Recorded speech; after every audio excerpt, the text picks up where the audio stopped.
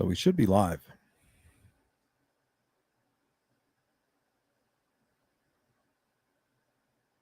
Yep, there we go. Keep being lazy about cleaning your apartment. No. All right, guys, welcome back to the Sleuth Intuition channel. I'm your host, Patrick Vallejos, and we are broadcasting to the world live from Phoenix, Arizona. Today we're diving into a serial killer's dark evolution. We're going to take a close look at Michael Klunder.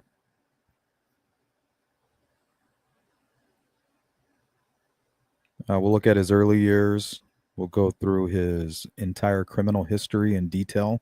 We're going to be doing a deep dive on this guy. We'll look at his marriage history, talk about general patterns of evolution and serial killer methods.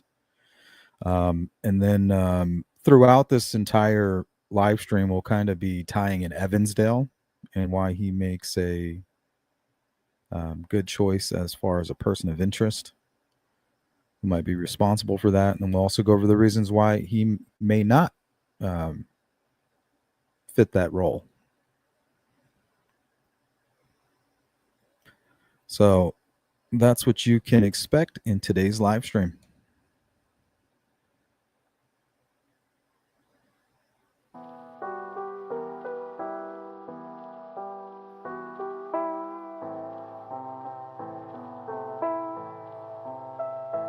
And if you haven't already, go and subscribe.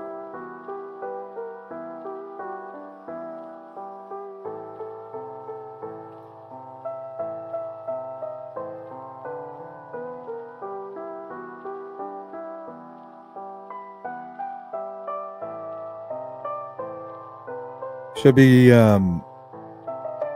we should get going right around the 5 or 6 minute mark.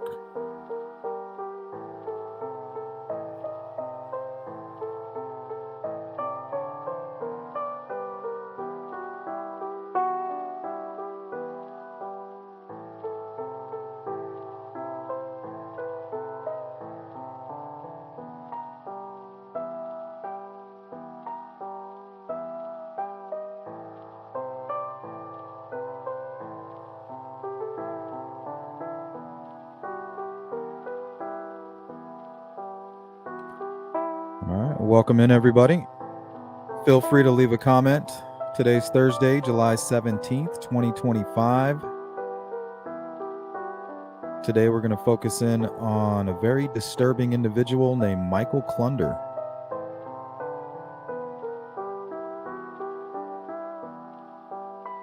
And really the best example of a serial killer's dark evolution. How they evolve, how they change their MO. Really, it's just about getting from point A to point B for them, right? They fantasize about sexual torture. Well, how do they get there? You can't just walk up to somebody and say, hey, you into being tortured sexually? No. They have to come up with a plan. They have to get close to their potential victims. So it's all trial and error. And a lot of killers that we've covered on this channel and just in true crime in general, like the Zodiac Killer, Ted Bundy, have all done what Michael Klunder did early on in his criminal career. You know, trying to flash the headlights at unsuspecting victim in front of you to try to get them to pull over. That's how a lot of these guys start. But they evolve. They realize, well, you know, that's not the best method. And most serial killers who are in it specifically for murder, they tend to just target sex workers. I don't think Michael Klunder fits that description. I think he's more of a sexual sadist. And the killing part is just something that he evolved into. He learned that if he leaves his victims alive, that they'll tell on him. So just looking at his history, it tells me that his intentions are definitely not to kill. He has some kind of sick, uncontrollable urge that he just cannot control. And once he does it, then he's kind of like in panic mode. What do I do? Where do I go? And you'll see that in the details. And then eventually it leads to him understanding that, hey, there's certain things I need to do so that I don't end up back in prison, I don't lose my family. He was trying to do his best to hide in plain sight. Picture the BTK killer, but just completely sloppy drunk and high on cocaine all the time. That's him.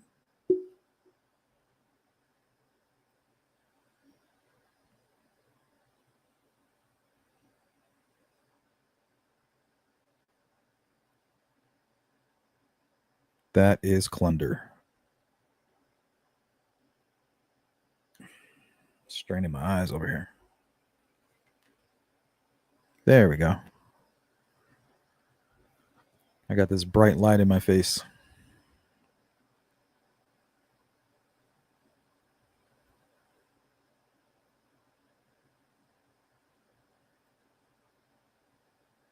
Okay, so who is Michael Klunder? I'll give you the short answer first. Michael Klunder, born 1971, took his own life in 2013, was a registered sex offender in Iowa with a history of kidnapping and assault convictions.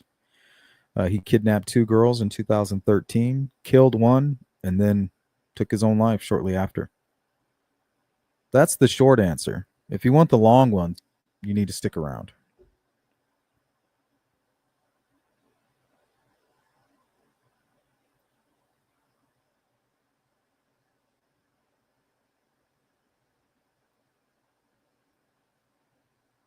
All right, let's start with Michael Klunder's early life.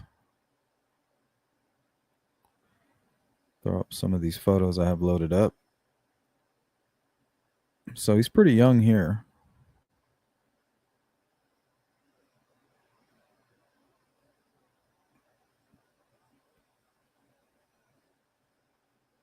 Michael Klunder was born around 1971. He was 42 at the time of his death in 2013, though specific details about his birthplace or family background are not well documented in available sources. During the 1980s, a teenage Klunder lived in Bremer County, Iowa, where he was placed in a residential treatment center for emotionally troubled children. This indicates early behavioral or psychological issues, though the exact nature of these problems is not publicly detailed.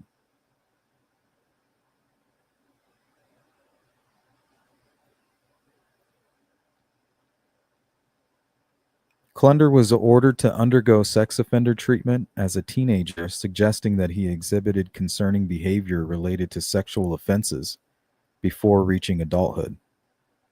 The specifics of these incidents are not available as juvenile records are typically sealed. But this early intervention marks the beginning of his documented history with the criminal justice system.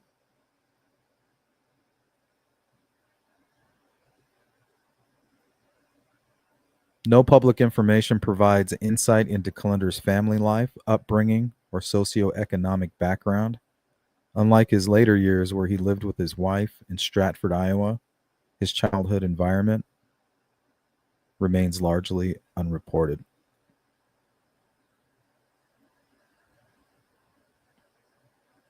Something about those ears.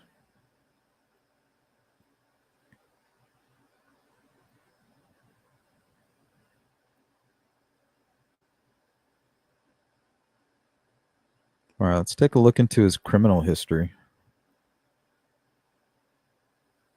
1989, February 15th, 1989, in Cerro Gordo County, Iowa, likely in or near Mason City, where Klunder lived after his release from juvenile facilities in February of 1988.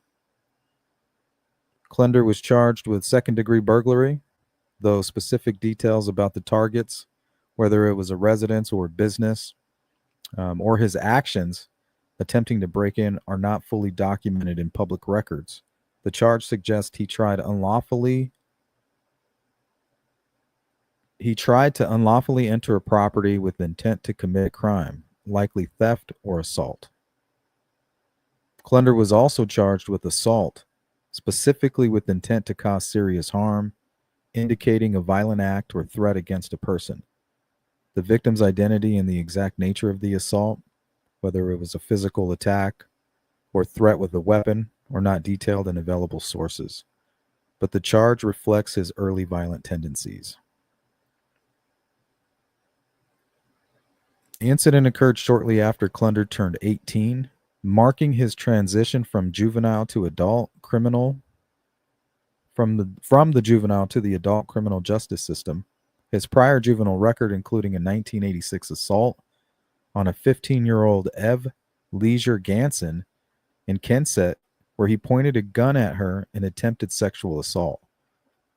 So you can kind of see his progression, right? You can kind of see him making the mistakes, committing the same kind of a crime, and then making the adjustments in his MO. And a 1988 choking incident in Mason City suggests a pattern of escalating violence. In 1989, the 1989 assault charge may be linked to an earlier choking incident mentioned in sources, where Klunder choked a woman who escaped, though this was initially handled as a juvenile case until his 18th birthday. The burglary charge appears unrelated to the choking, but reflects his broader criminal behavior at the time. March 30th, 1989, Cerro Gordo District Court ruled that Klunder would be tried as an adult, citing his proximity to his 18th birthday, which was May 15th, 1989. This was May 15th, 1989, and his prior juvenile record of assault, including a 1986 Ganson case. What's up, Don? Welcome in. Good to see you.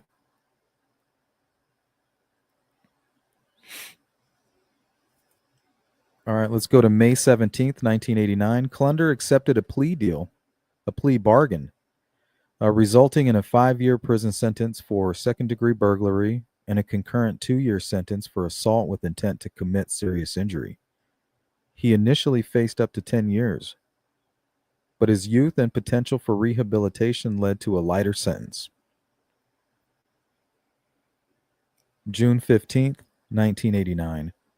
A judge agreed to reconsider the sentence, likely due to Klunder's request for leniency, where he wrote to the court, "I have learned that I have victimized not only my victim, but also my family and myself. I never want to do that again, so I will try to make the changes to ensure it won't happen again."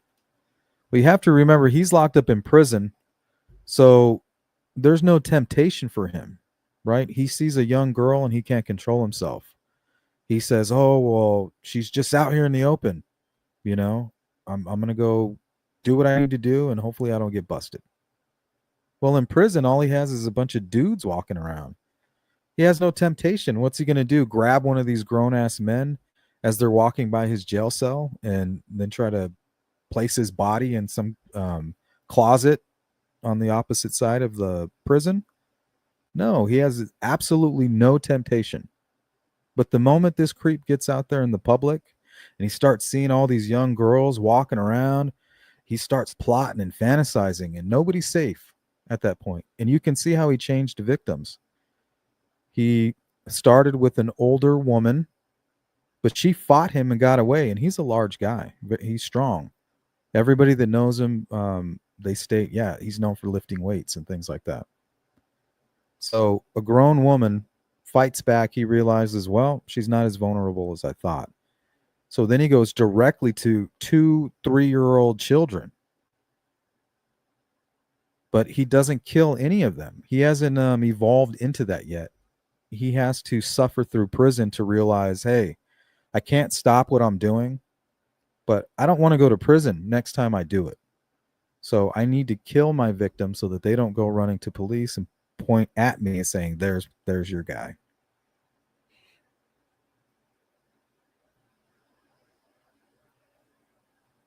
Okay, September 16th, 1989, Judge Paul Riffle canceled the reconsideration hearing after a prison report noted Klunder was progressing in a sex offender treatment program. He's doing so good in this all-male prison environment sex offender program where there's absolutely no temptation or even anyone of the opposite sex. He's doing so well here.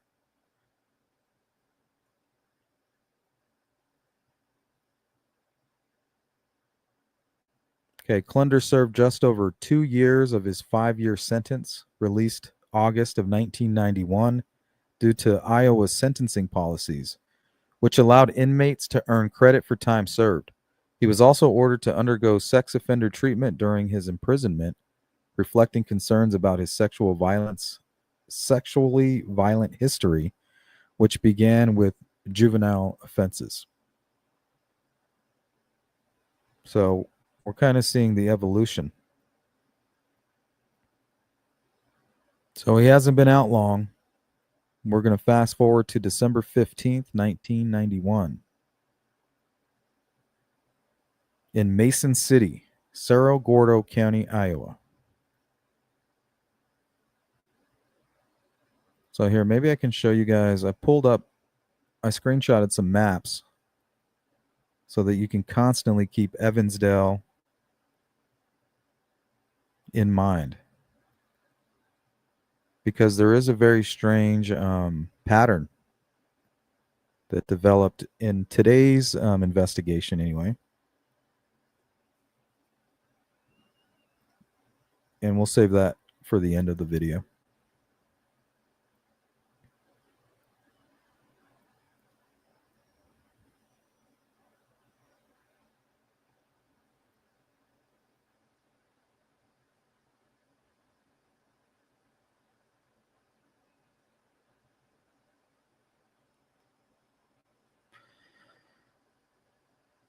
All right.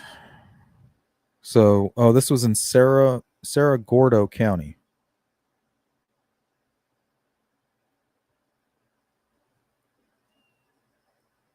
His 1989 attempted burglary and assault was also in Cerro Gordo.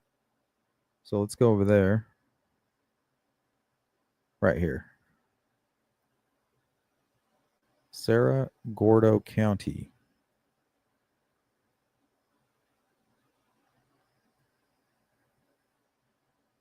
Now notice, not far away is Evansdale. Like if you're leaving Evansdale heading towards Seven Bridges, it's kind of in the same direction as this.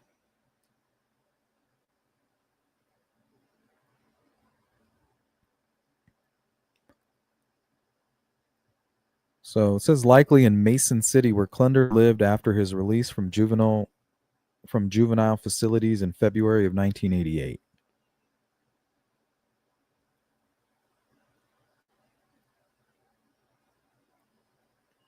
Okay, fast forward to 1991, Mason City, Cerro Gordo County, Iowa.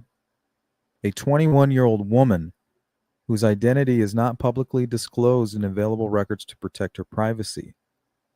Klunder, then 20 years old, targeted the woman while she was driving. He used a deceptive tactic, flashing his vehicle's lights to signal her to pull over, claiming her taillights were faulty. This ruse was designed to gain her trust and isolate her. Remember, that's exactly what the Zodiac killer did during his fledgling attempts. You remember he would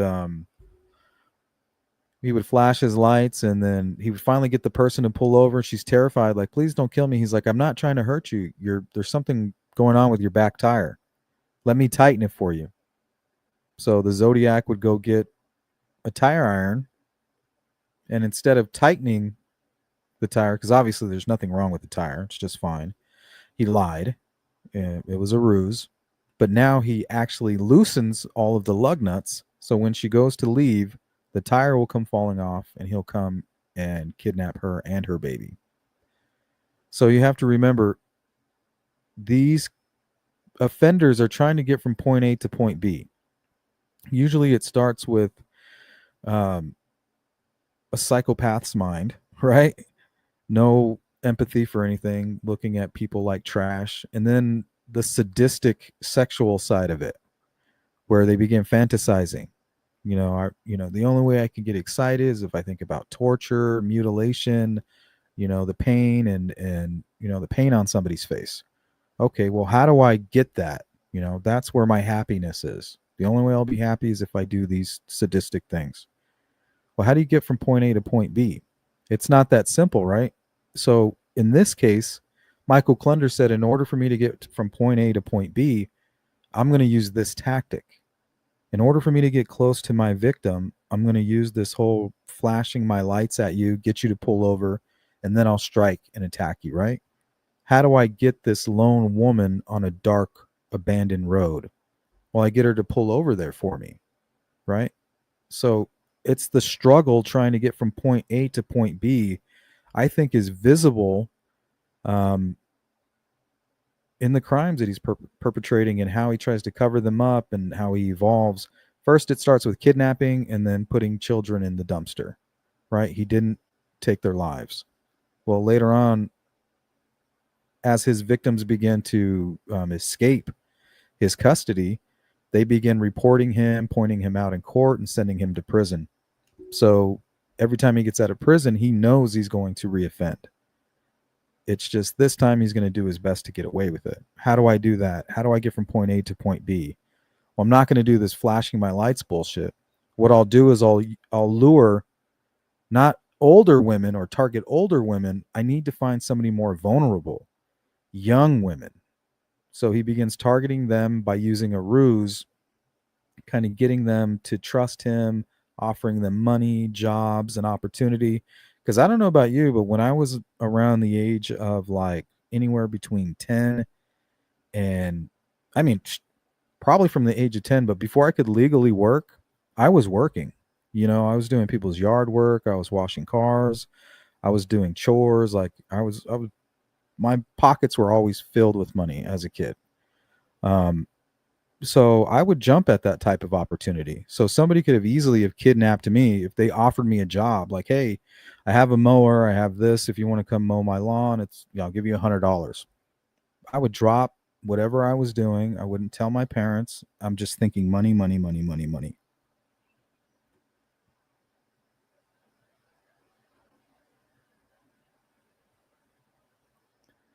These judges need consequences for these decisions. Yeah, I mean, they're around these killers all day long. They should know that they reoffend, right?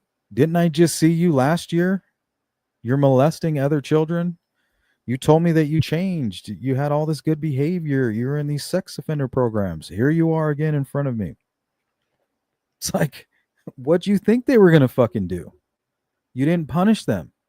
And honestly, I don't think you can rehabilitate people like Michael Klunder. All they all you can expect them to do is what they've been doing but get better at it. That's what scares me. Like, I'm not so sure that Damian Eccles is an innocent man, right? And to think about what he might have done, him being out of prison doesn't mean that he's going to stop doing those things. It just means that he's going to do his best to not get caught.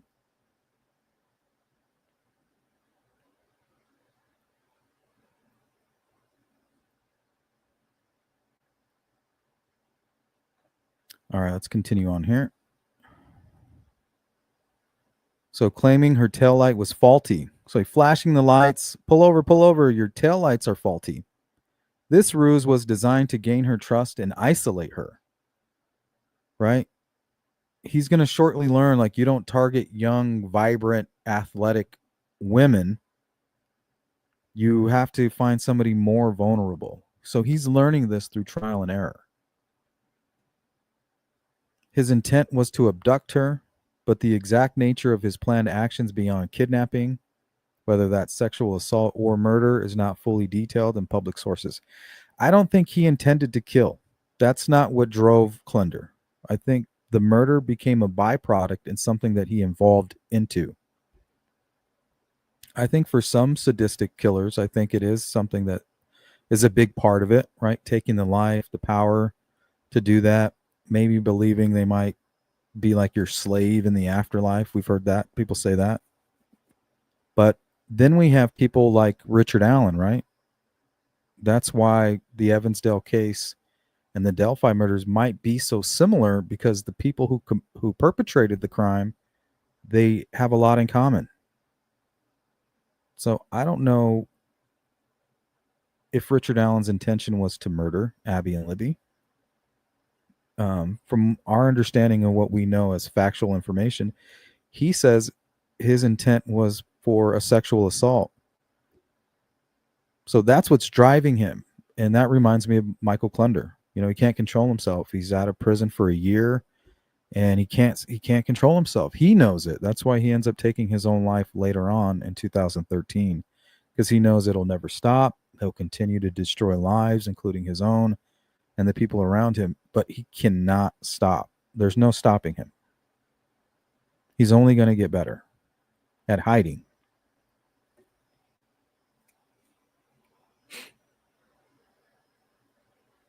It's a good question, Misty.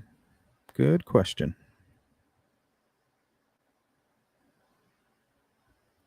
Okay, the kidnapping occurred just one day before Klunder abducted two 3-year-old girls in Charles City, Iowa. So now let's look at Charles City.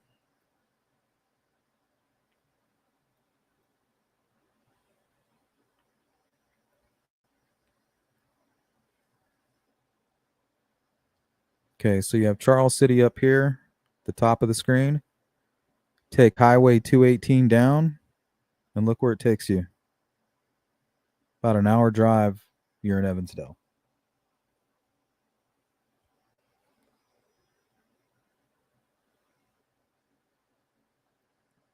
All right. So on the 15th, he tries to force this woman to pull over and kidnap her. She gets away. And the following day, the day after, he kidnaps two 3-year-old children. All right, the victim's escape and subsequent report to authorities provided critical details, including a description of Klunder and his vehicle, which helped link him to the crime.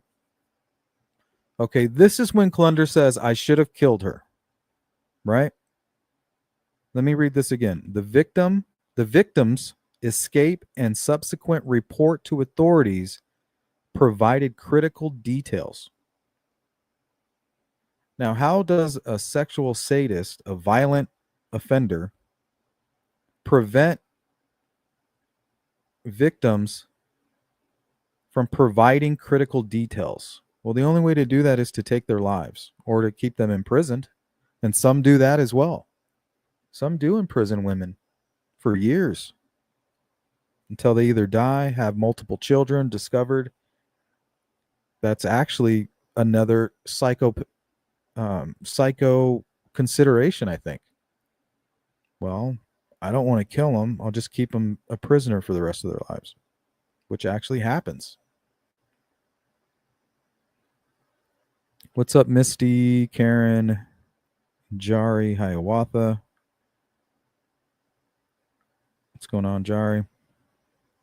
Okay, let's continue on here.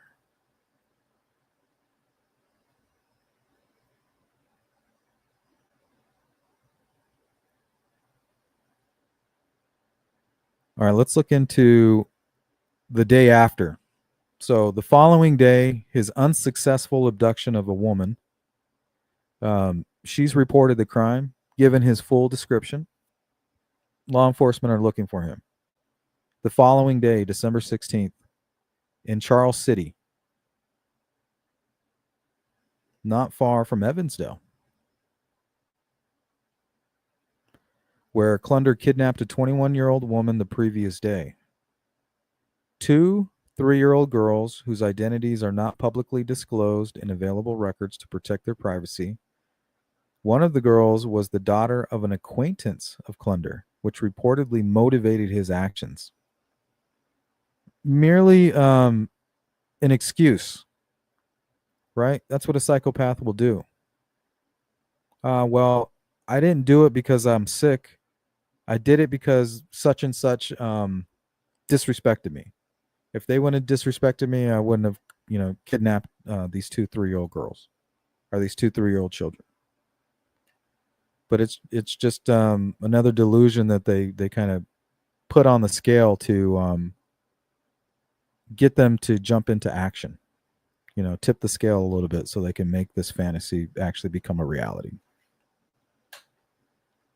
We learned that from all of the serial killers that have been willing to talk to law enforcement, journalists, reporters, what have you. That's something they've shared.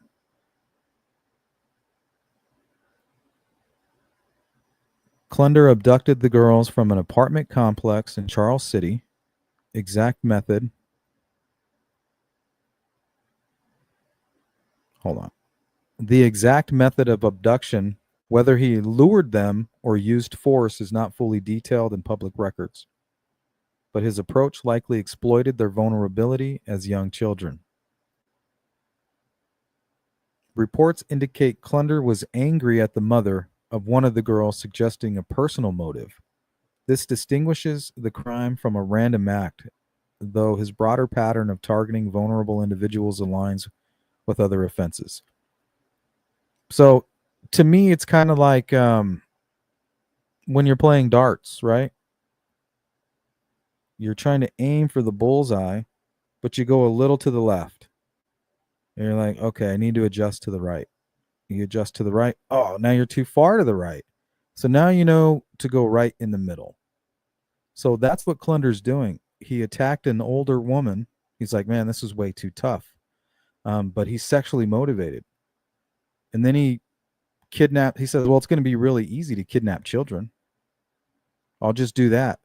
But then then he realized, like, hey, what am I going to do with these kids? Puts them in the dumpster and leaves. So now he's like, I need to target a teenage person, somebody that's right there in the middle between an infant and the woman that he actually was targeting originally. That's his original target, but he's adjusting for vulnerability.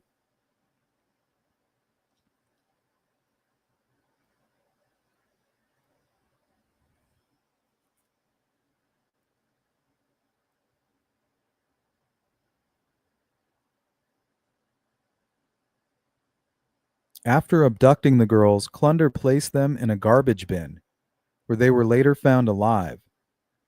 The use of a garbage bin suggests an intent to conceal the crime, though it's unclear whether he intended to harm them further or abandon them. Karen's asking, was he married? We're going to get into that. He was married twice, and we're going to actually go into that in pretty good detail.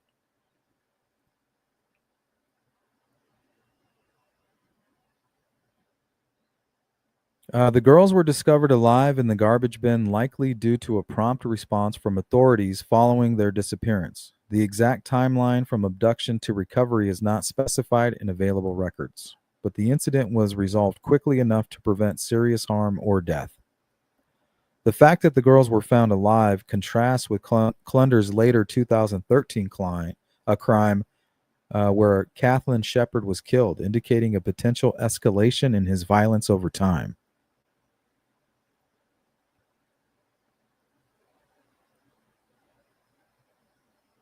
The abduction was reported shortly after the girls went missing, likely by family or residents of the apartment complex.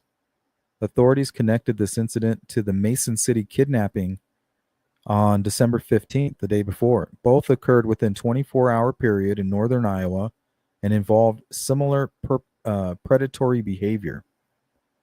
Klunder's prior criminal record, a 1989 conviction for attempted burglary and assault, and his recent release from prison in August of 1991 made him a prime suspect. Evidence such as witness statements or vehicle descriptions likely tied him to the crime, though specific investigative details are not publicly detailed.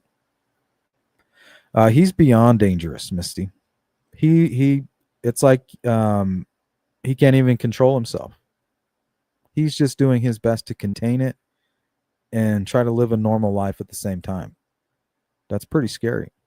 So he's trying to do his best to hide in plain sight while trying to live with his compulsion. So either you put these people away forever, right? Or they just continue getting better at what they're doing.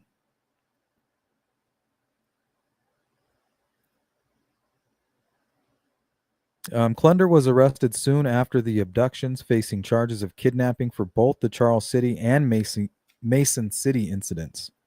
The targeting of young children in the case aggravated the charges, reflecting the severity of the crime. In 1992, Klunder was convicted of kidnapping and related charges for both the December 15th Mason City and December 16th Charles City incidents. He received a 41-year sentence, reflecting the gravity and abducting multiple victims, including young children. Iowa's sentencing policies at the time allowed inmates to earn 1.2 days of credit for each day served, reducing his sentence. Klunder served 19 years of a 41-year sentence, was released in February of 2011. All right, so he's supposed to spend 41 years in prison.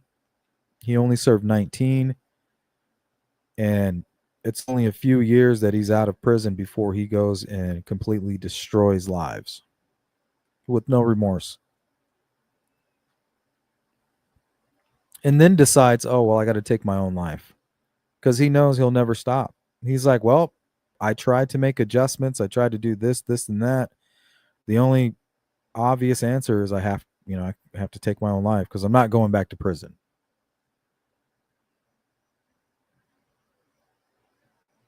And then what do I tell you guys on my channel constantly? These people they know that they're heading for prison.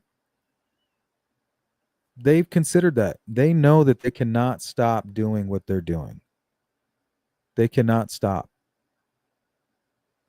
So they say, well, if I can't stop, I'm going to end up in prison. How do I not do that? But they know eventually they will. Remember, I told you it's the sadistic serial killer lottery. Are you going to be that person that wakes up in the morning and decides, hey, I want to go to Starbucks and get a coffee? And this sick, sadistic son of a bitch is right there in front of that Starbucks saying, hey, first person that drives by and stops in this drive-through, I'm going to stab him in the neck. Who's going to win the lottery today? Because you can never see it coming. I mean, this guy got married twice.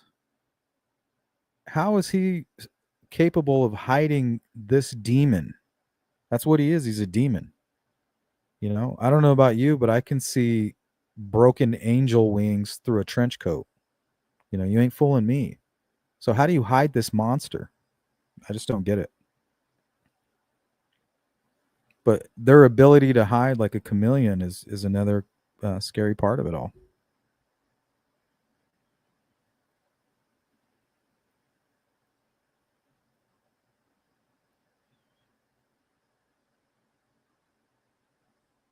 Okay, the December 16th abduction of the 3-year-old girls following the Mason City kidnapping demonstrates Klunder's willingness to target highly vulnerable victims, children and young women, using deception or force. His personal motive, anger at an acquaintance, in this case adds a layer of complexity, suggesting both opportunistic and targeted criminal behavior. I disagree with that. I think it was just an excuse that he gave himself to give him the little extra push, because really he doesn't care about the outcome. He just wants to get his hands on whatever it is that's he desires. The use of a garbage bin to dispose of the girls mirrors his later choice of remote rural locations. The hog confinement building in the 2013 Dayton kidnapping, indicating a preference for concealing his crimes. While the girls survived this incident, Klunder's later crimes, particularly the 2013 murder of Kathleen Shepard, shows an escalation in violence. The 1991 abductions mark an early point in his criminal trajectory, which began with a teenage sex offender treatment order and continued with increasingly severe offenses.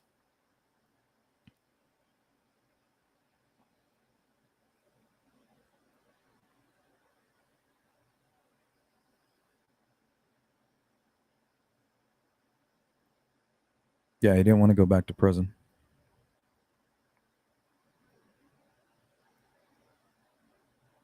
Okay, the survival of two 3-year-old girls was a fortunate outcome. but the trauma of the abduction likely had lasting effects.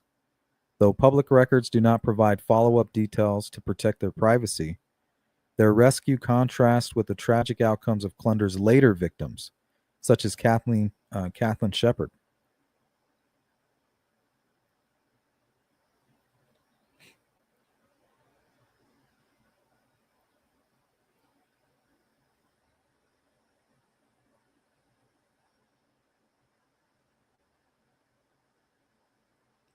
So we got Kathleen Shepard and Desi Hughes. It's a 2013 case. It's Kathleen and Desi. She's actually done some interviews after this. So I think she's doing pretty good. And she escaped, but Kathleen did not. And let's see. Let's check the map on this one. Dayton.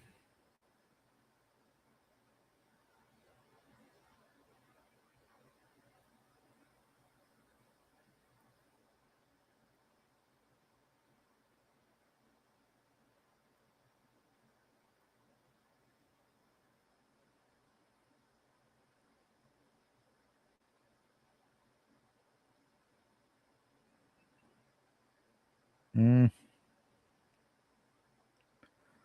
what the heck? Oh, there it is. Okay.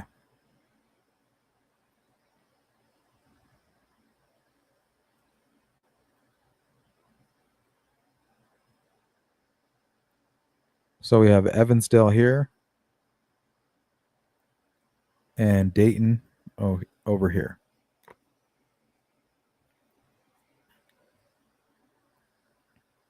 This is where he's going to kidnap Kathleen Shepard from and her friend, Desi. So it's the furthest crime from Evansdale. So that tells me as he's evolving, he's saying he needs to extend his anchor point. He needs to give himself some slack. He needs to go a little bit further out. Because remember, he's evolving, he's learning.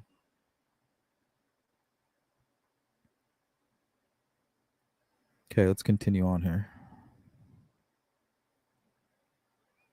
Okay, May 20th, 2013 in Dayton, Webster County, Iowa, a small town about 60 miles north of Des Moines. 15-year-old girl described as vibrant, Kathleen Shepard, and loved by her community, and Desi Hughes, a 12-year-old girl who survived the ordeal and provided critical information to authorities. So that's the reason that these sexual offenders eventually turn to murder, is this whole providing of critical information that they hope to prevent.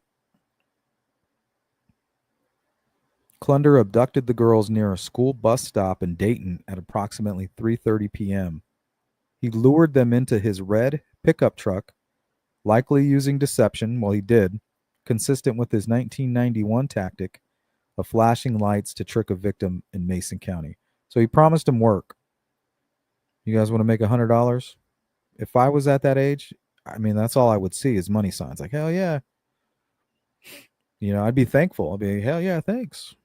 He drove them to a hog confinement building, a remote agricultural site about 10 miles from Dayton, which offered seclusion for his crime. This choice of location indicates premeditation as it minimized the risk of immediate detection. At the hog confinement site, Klunder restrained both girls with zip ties.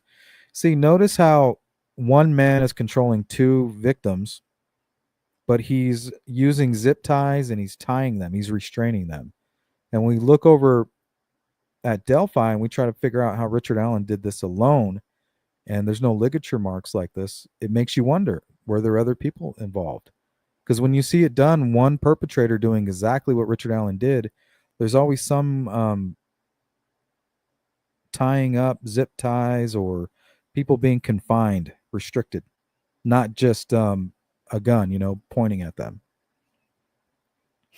So restrain both girls with zip ties, a method showing greater control than his earlier use of a knife in 1991. This suggests an evolution in his tactics to prevent escapes. learning from the 1991 Mason City victim who got away. Desi managed to escape from the hog confinement building. Here, let's put her photo up here. There's Desi, survivor.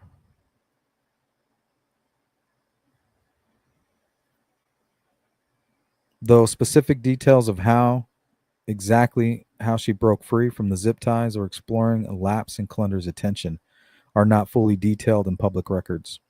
Her escape was pivotal as she provided authorities with information about Klunder's identity, vehicle, and the location of the abduction. Right? Everything that the investigators are seeking when there's no survivors. So, all the answers that investigators are going to take years to put together, one victim could tie it all there, right? So, if it takes them forever to find the bodies after he dumped, which is what happened to Kathleen, nobody would even know where she was killed. They would have to try to figure out, well, she was most likely killed in one location and then brought here and dumped in the water. There's only one way they could ever figure that out this quick, and that's a witness. And that's why these sexual sadists eventually turn to murder, because that's what they have to prevent if they want to continue living their uh, chameleon lifestyle.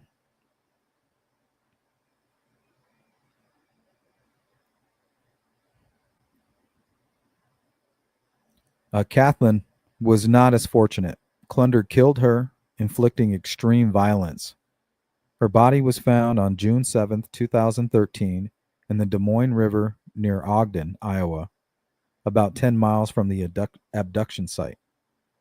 An autopsy revealed Kathleen was stabbed 27 times, had her throat slit, and suffered a severe brain injury from a blunt object, indicating a brutal and deliberate act. This level of violence marks a significant escalation from Klunder's 1991 abduction, where victims survived. So this tells me he's kind of he's an idiot. So he's made the decision to begin committing murder. He's like, well, I can't let my victims go. I have to commit these, I have to do the unthinkable. I have to escalate what it is that I'm doing here and take their lives, or else they're going to put me back in prison and my wife will find out that I'm a sick, sadistic serial killer, really. But now that he's made the decision to start killing, well, now he's a fledgling killer. He might be a master kidnapper because he's definitely evolved his method, his MO, and he's found the right target, right? Not too young, not too old. He's going to go for teenage victims, somebody that he can lure into his vehicle. None of this flashing his lights at moving vehicles. That's not going to work. That's too dangerous. Um, Even though I want this certain age group, it's not fitting into my capabilities. So he's making adjustments. And it's crazy because all of the evidence against him kind of tells the same story. So, of course, it's a lot easier when you have the final puzzle piece, which is the name of the killer. But a lot of information about the crime scenes, victimology, criminology, typology could paint a pretty good picture of who you're looking for once you kind of learn how to utilize those things.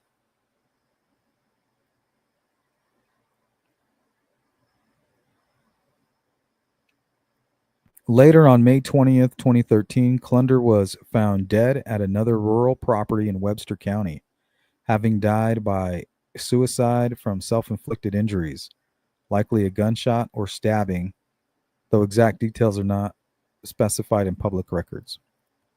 His suicide occurred hours after the abduction, likely in response to Desi's escape and the anticipated police response.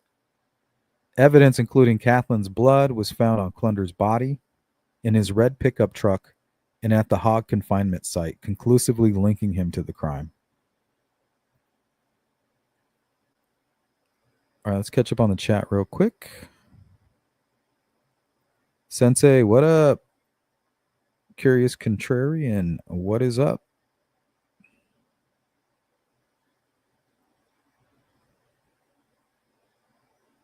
Was the young children he kidnapped harmed in any way? I don't think so. Not that I can find. The young children, I don't believe, were harmed.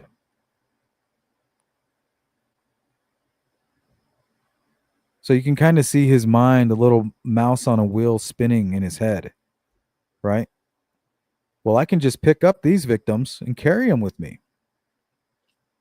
But they were probably too young to fit into his sexual fantasy. So he's like, well, this isn't going to work. I need to find someone young and vulnerable that fits into my sexual preference,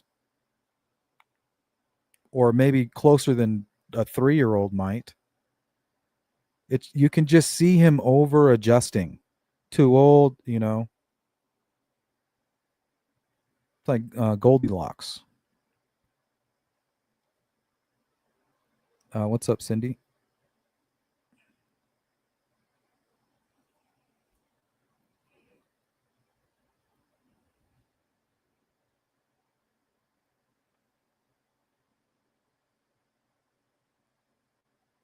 Cindy, looks like you got it all worked out.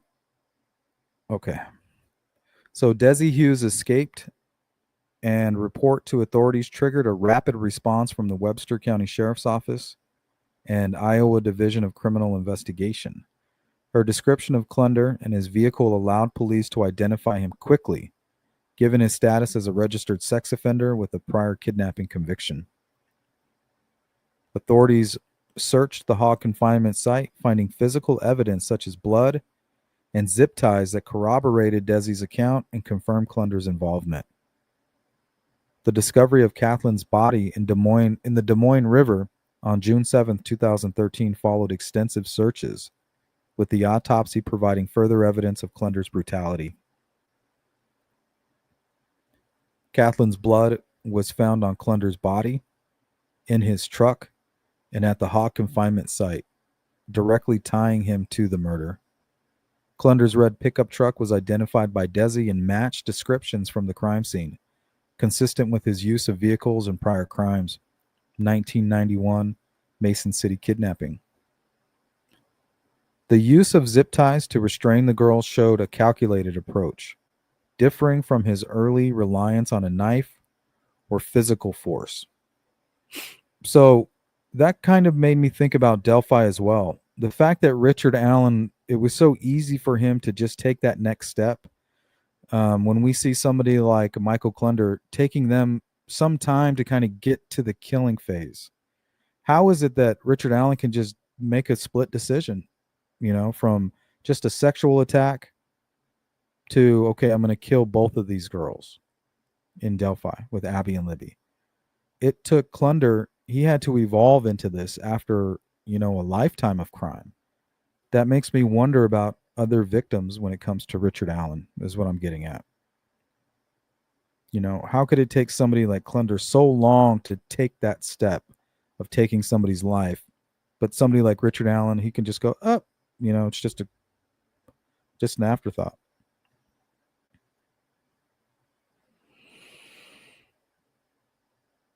All right, great, Cindy.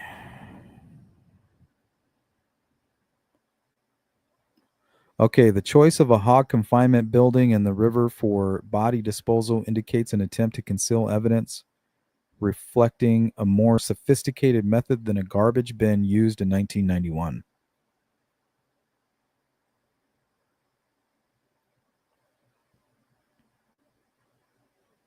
Okay, in 1991, Klunder kidnapped a 21-year-old woman in Mason City, December 15th, and two 3-year-old girls in Charles City, December 16th, using deception and a knife but not killing his victims. The 2013 Dayton kidnappings show a clear progression.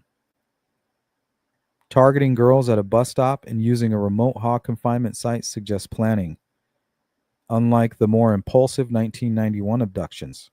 So he sat there and said, well, I'm going to do this today. The demon is back. He's telling me I got to go harm somebody or do this, whatever it is. But this time, I'm going to take a few minutes and I'm going to think it through. So he picked the Hogg plant, right? Well, the Hogg plant, the reason he picked it is because it's familiar to him. It's connected to his family.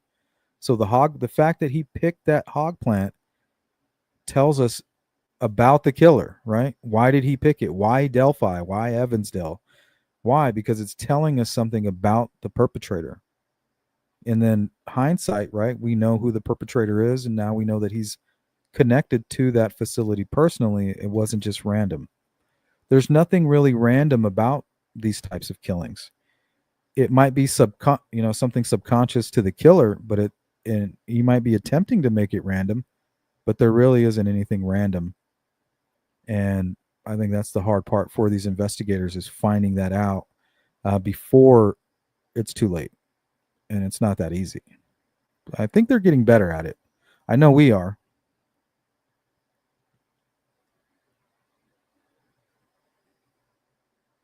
Okay, zip ties replace the knife as means of control, reducing the chance of escape. Right? He's learning. The murder of Kathleen Shepard with extreme violence, 27 stab wounds, throat slit, contrasts with survival of his 1991 victims. So even though he's mastered the art of kidnapping, right? And he's got his preferred target down. Not too old, not too young, somewhere in the teenage area. So he's mastered all that. He's picked the hog confinement. He has a whole ruse. He's got his act down, right?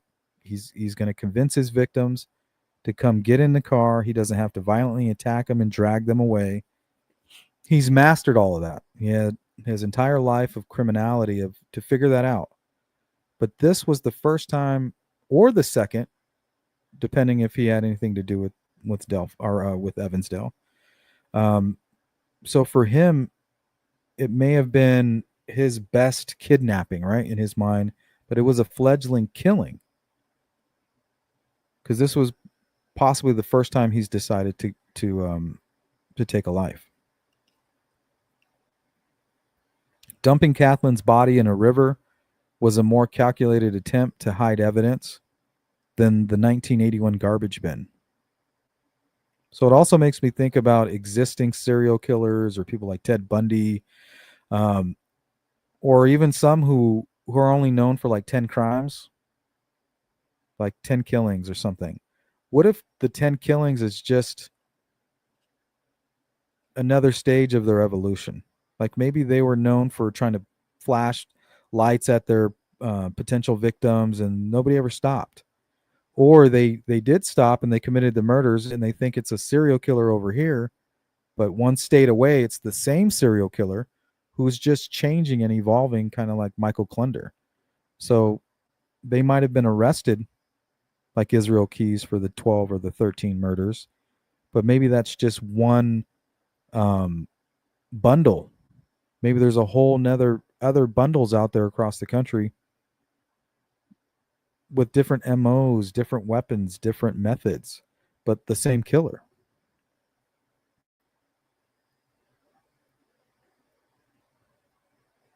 You know, and maybe that could be even somebody like a Richard Allen. How does he just go from I'm going to do my first sexual assault on two victims and I'm just going to make that leap from a sexual assault without even thinking about it directly to murder? Just I don't know. It's just hard to accept that.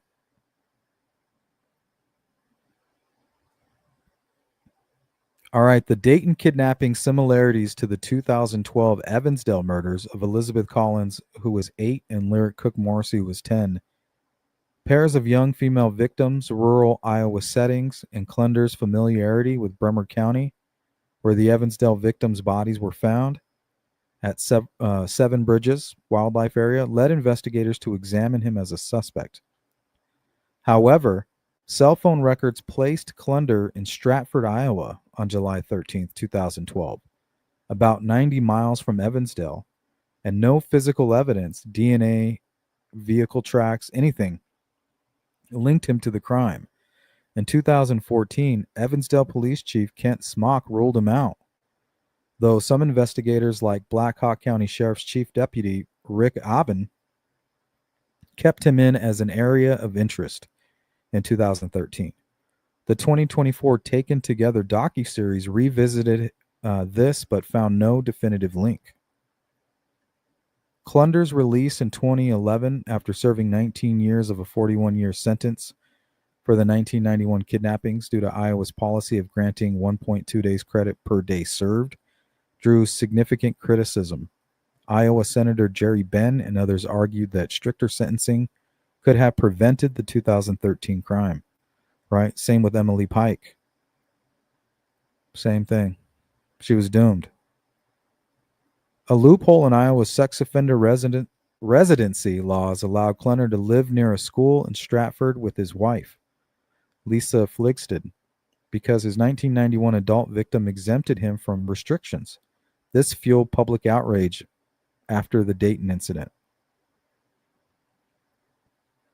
All right, before we get into his marriage, I wanted to show you guys a few maps. Let's see, pattern. Okay, here we go.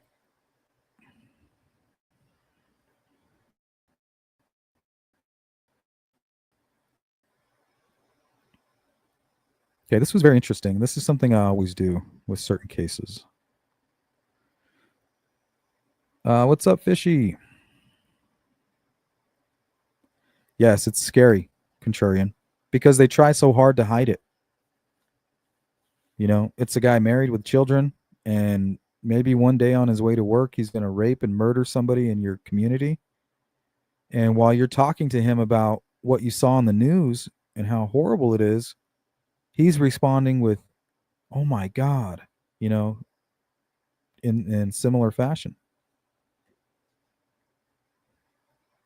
You know, Kathy Allen sitting next to a Richard Allen.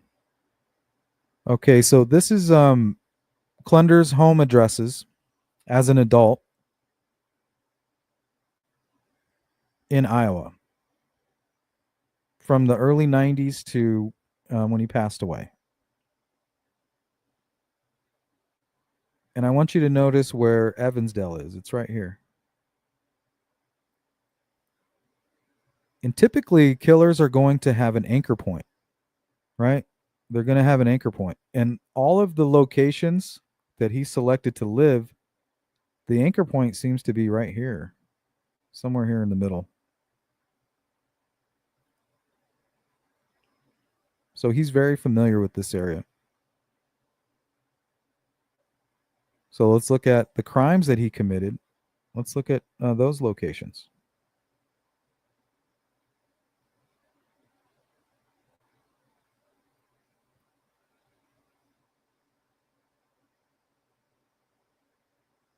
Right, it all starts in Bremer County. Bremer County is basically where Seven Bridges is. It's right over here in this area. And he has a history with Seven Bridges. But I want you to notice it's basically a circle.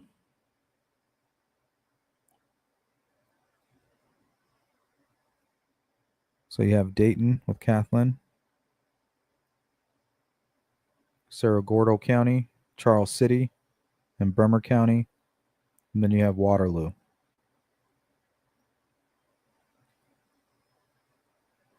And these are all the areas where he lived. So if you see a series of crimes and you're trying to profile your killer, you have to consider the fact that they live in the area, that this, they're working off an anchor point. And notice how Michael Klunder's anchor point begins to evolve.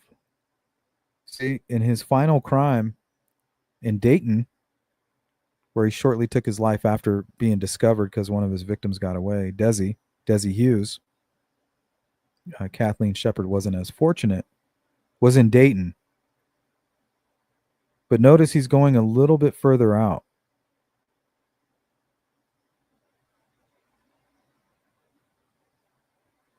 Each time.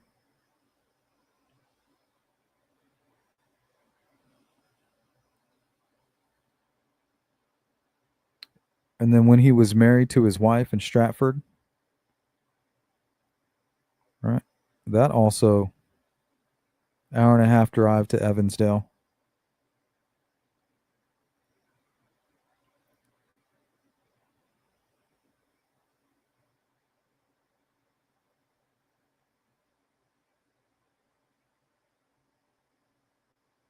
Yep.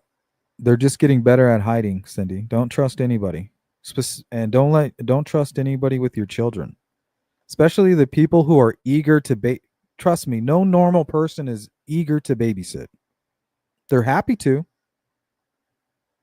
but they're not going to convince you and sell it to you that, that's not what they want to be doing on a Friday night. That's something new parents want, wish they had on a Friday night. Just be leery of people who are too nice. Anytime it involves spending time with your children alone, whether that's a coach, a tutor, a teacher, a friend, an uncle, an aunt, I don't give a shit. Be leery of it. Because remember, even Satan appeared as an angel of light. And that's what they do. That's what evil will do. Just trust me. No, don't trust anybody.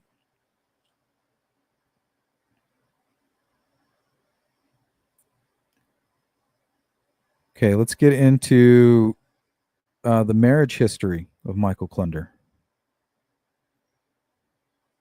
Klunder was married prior to his 2011 release from prison. Though the exact dates of the marriage are unclear, court documents from 2011 indicate this was a significant relationship that produced a child.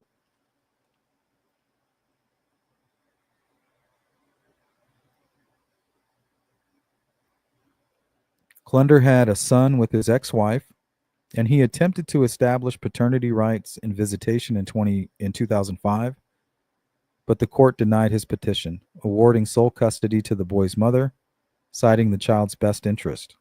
Too bad that didn't happen for Dylan Redwine.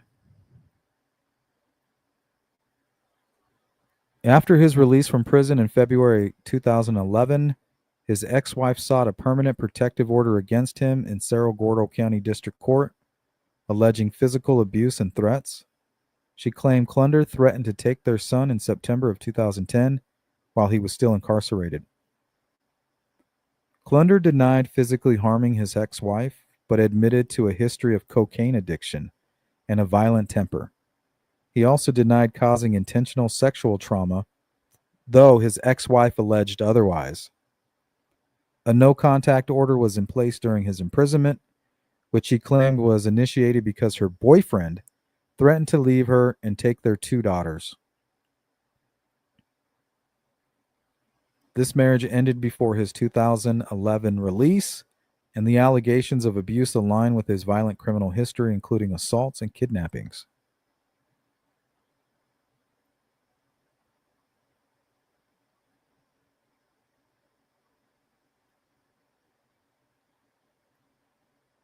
Okay, second marriage. Klunder married Lisa Fligsted in Florida in 2012 after his release from prison in 2011. So I don't know if he lived in Florida, but they got married in Florida.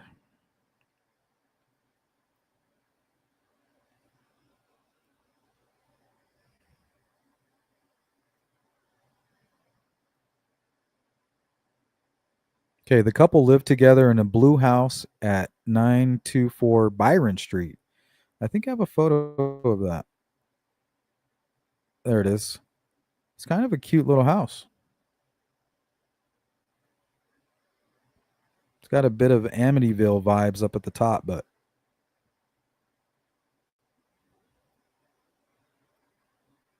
the couple lived together in a blue house at 924 Byron Street, Stratford, Iowa, near the Stratford Elementary School, which raised concerns due to Klunder's status as a registered sex offender. A loophole in Iowa law exempted him from residency restrictions because of his 1991 offense involved an adult victim. Klunder presented himself as a reformed individual, attending Bible study and appearing to lead a normal life, which neighbors described as a double life given his criminal past.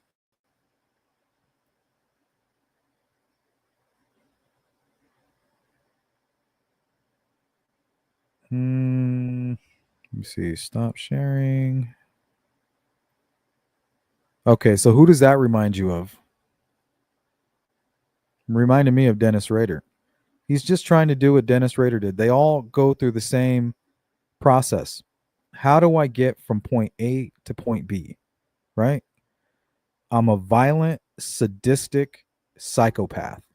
I cannot stop fantasizing about torture, sexual torture, and brutality, and potentially murder. And it's to the point where I cannot even control myself. How do I lead a normal life while committing these atrocities?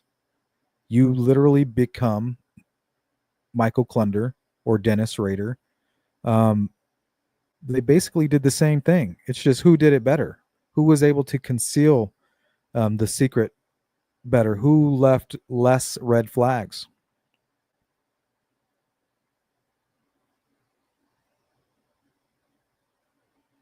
Klunder presented himself as a reformed individual, attended Bible study, and appearing to lead a normal life, which neighbors described as a double life. Lisa Flegstad was not implicated in Klunder's crimes and attempts to contact her after the 2013 Dayton kidnapping were unsuccessful. The marriage occurred during the period leading up to Klunder's final crime, the 2013 abduction of Kathleen Shepard and Desi Hughes.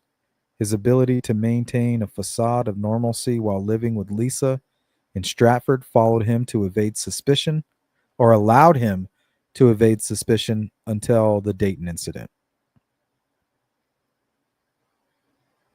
So Klunder's marriage, particularly his second one, highlight his ability to conceal his criminal tendencies. His life with Lisa Fligstead in Stratford, where he attended community activities, contrasted sharply with his history of violent crimes, including the 1986 assault on Ev Leisure Ganson and 1991 kidnappings and 2013 Dayton kidnapping and murder. His ex wife's protective order and allegations of abuse provided additional context for investigators examining his behavior. Well, the good thing is that there's a success story here with his ex wife, right? Somewhat. She used some of the systems that they had in place to protect her and her current family from Klunder, and it seems to have worked, right? Um, Klunder alludes to the fact that her current boyfriend and father of her second two children, or her two children other than the one that she had with Klunder, told her, hey, if you don't take these actions, these protective actions, I have to protect the children from not only him, but you, right? So then she did what she needed to do, and she took advantage of some of the systems that were in place, which is somewhat of a success story for her, in my opinion.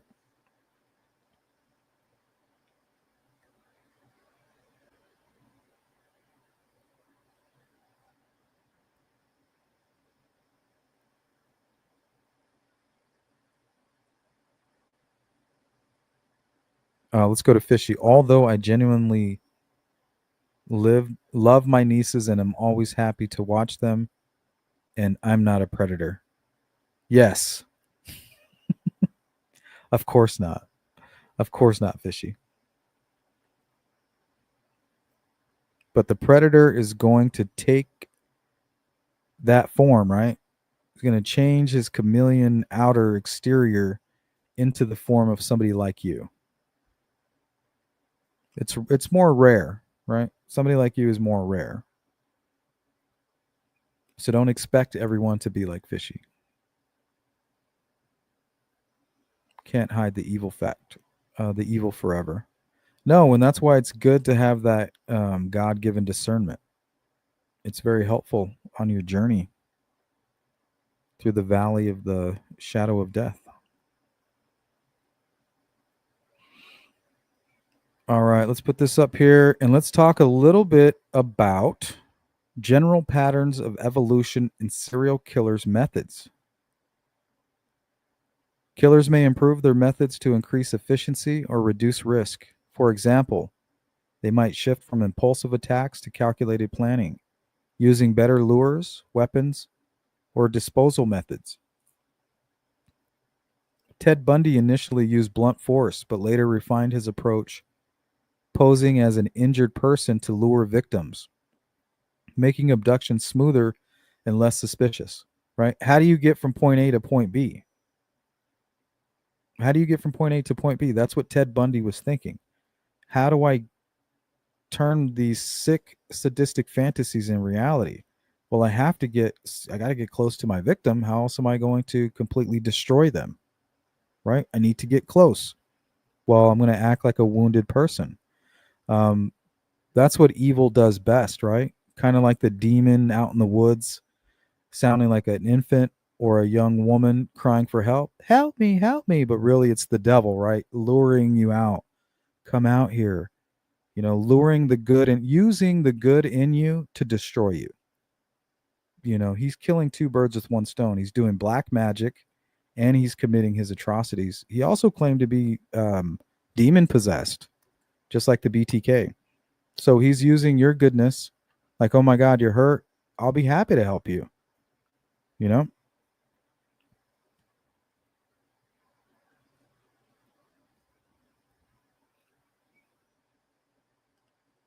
let's talk about escalation in violence.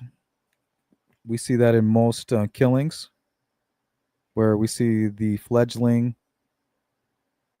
verse something further down the timeline.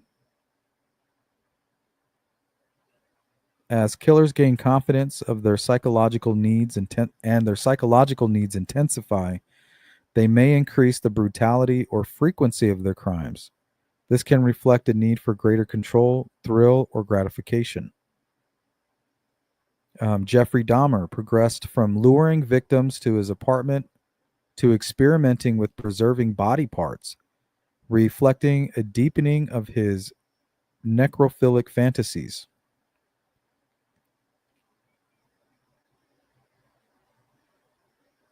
Okay. What about adapting to avoid detection?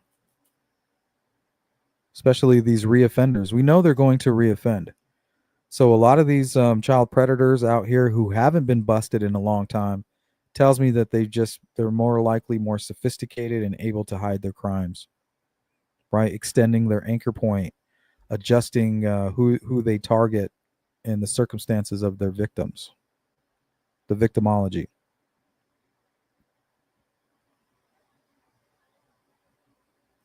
Killers often modify their methods in response to law enforcement pressure, media coverage, or past mistakes.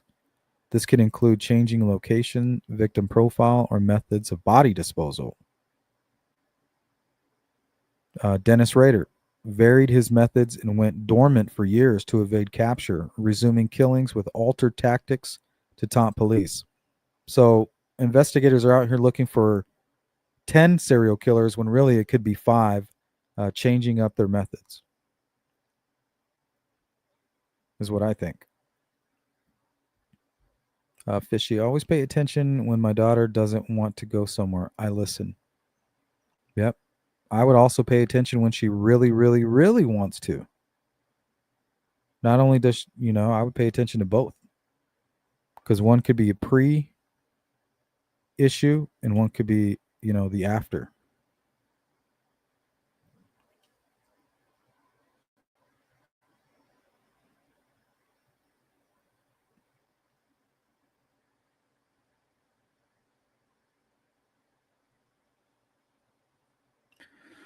All right.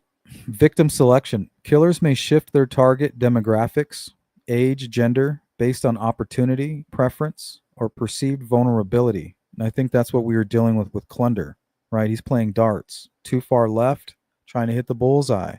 Well, now I'm too far right. Okay. Now I got to get dead center. So he's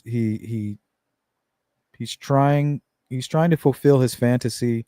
He realizes all his mistakes and he goes to make adjustments, but he goes too far over and then he tries to reel it back in.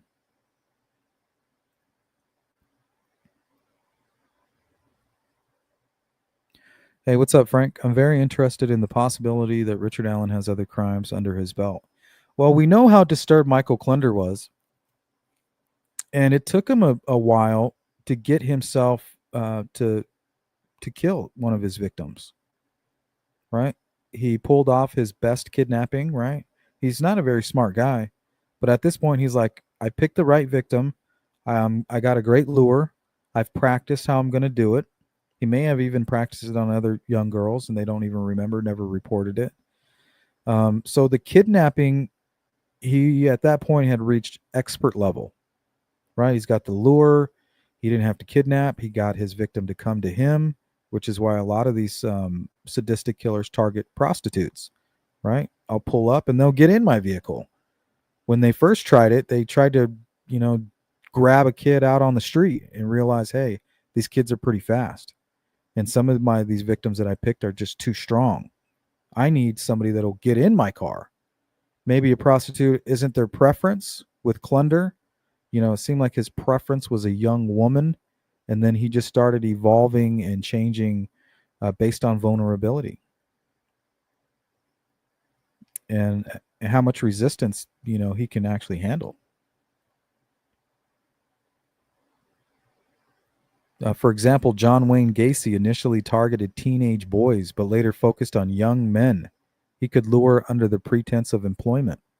That's very similar to what happened, eventually with Michael Klunder. I think that John Wayne Gacy is a little more intelligent.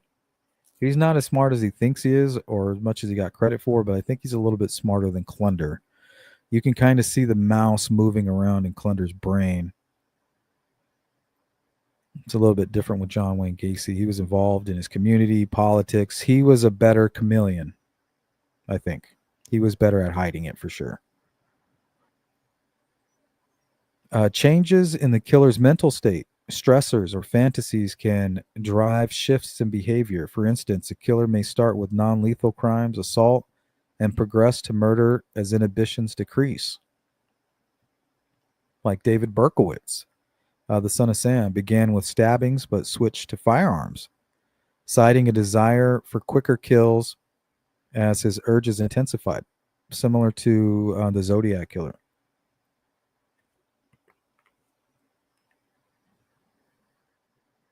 Yeah, violent crimes. Absolutely. Mm-hmm. That's right, Fishy. Hey, Jerry. That's why when I first told about that back page thing, I thought how it's a menu for a serial killer. It really is. It's a menu. If you're using a burner phone like Rex Heuermann did, he barely got caught. He barely got caught. But that's how he was able to avoid detection was he took steps. He took measures like burner phones. Um, he had some understanding of cell towers, but obviously not enough because that's a big part of the case against him is the pinging of the phones at certain times in correlation with the victim's phones and where they were known to be. So,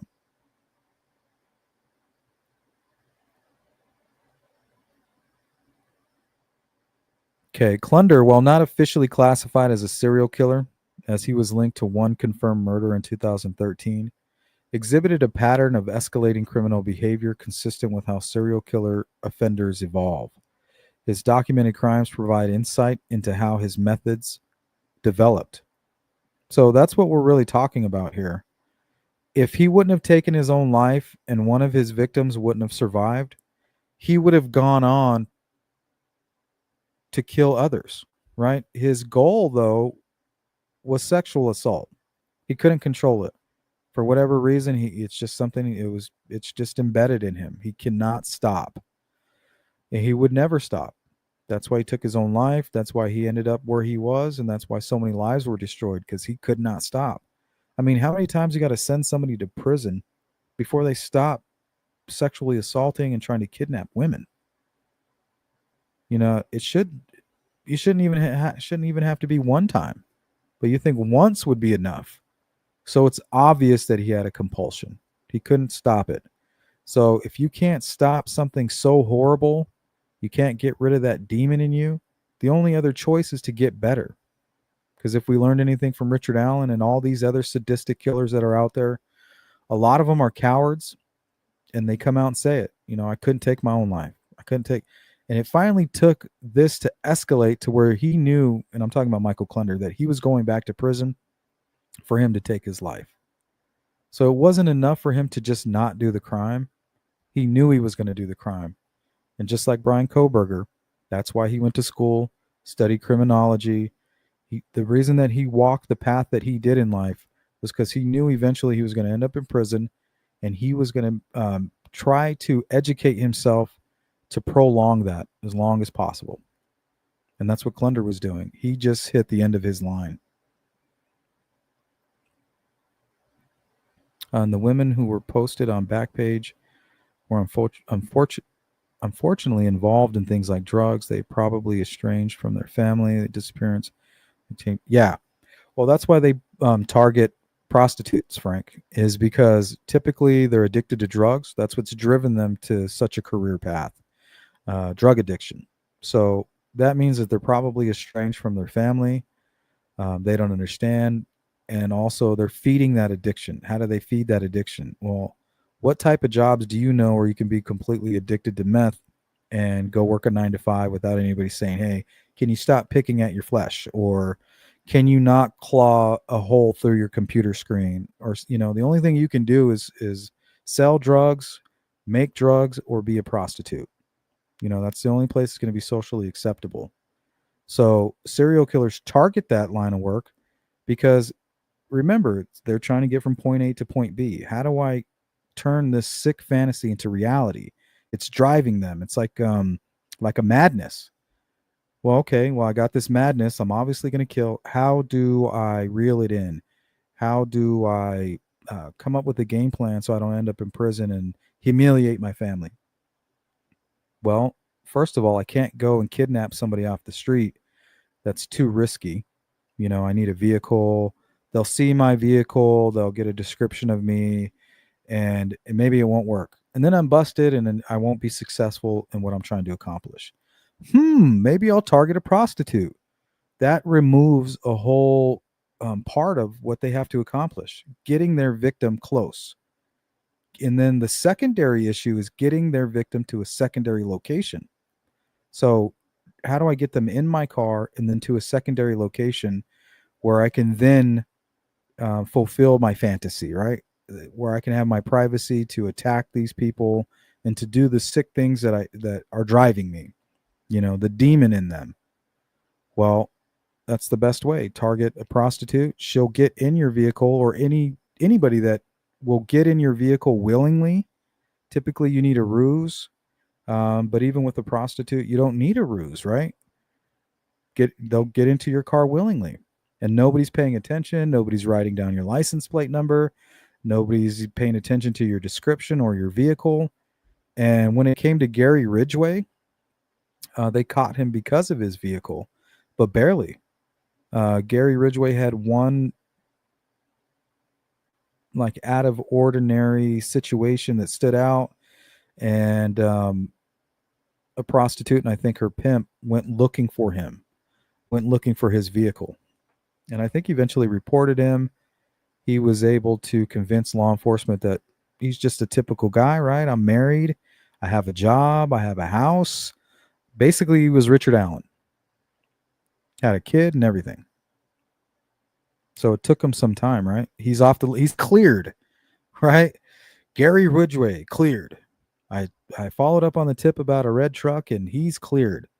When really he's been bringing prostitutes and murdering them in that very house by the dozens.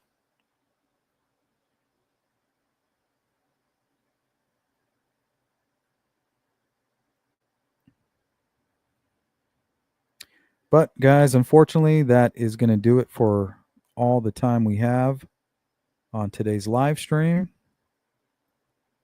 I do want to thank everybody who was able to participate in the chat. But if you are part of the replay crew, you know what to do. Drop a comment and we'll get back to you. If you can't hit the Cash App, please hit the like button. Consider becoming a member.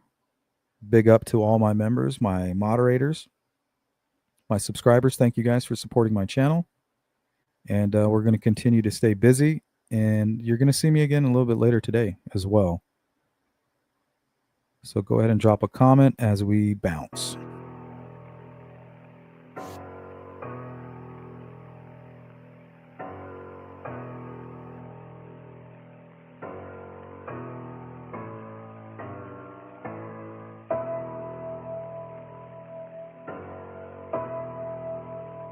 So do you guys like the top fans that they're doing on YouTube? Looks like today our number 1 was Jari. Close second was Cindy Lean. Third, She Warrior. My guy Mark, number 4. Number 5 was Sensei. Frank is number 6. Beth, good to see you. I didn't see too much of you tonight. Always good to see you. Number 7, Karen, number 8, and so on and so forth. I think it's pretty cool.